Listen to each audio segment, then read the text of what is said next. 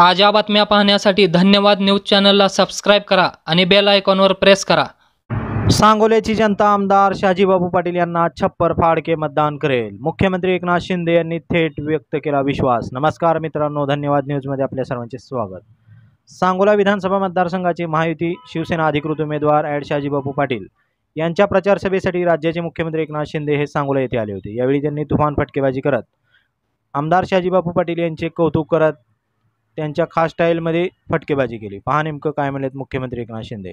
व्यासपीठावरील सर्व अन्य मान्यवर, मोठा व्यासपीठ आपला, आणि या सभेला उपस्थित माझ्या लाडक्या बहिणी, माझे लाडके भाऊ, माझे लाडके शेतकरी, माझे लाडके ज्येष्ठ,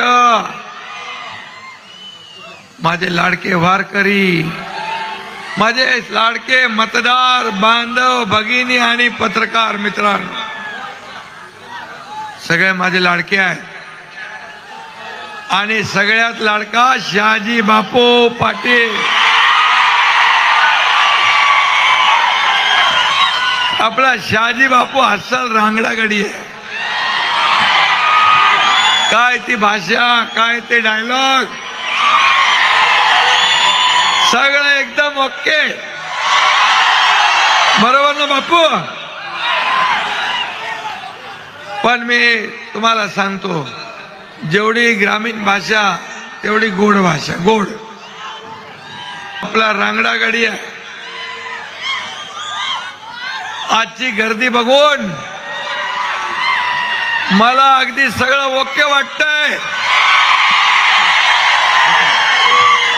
आता गेल्या वेळेपेक्षा बापू जास्ती गुलाल आणि फटाके आणून ठेवा।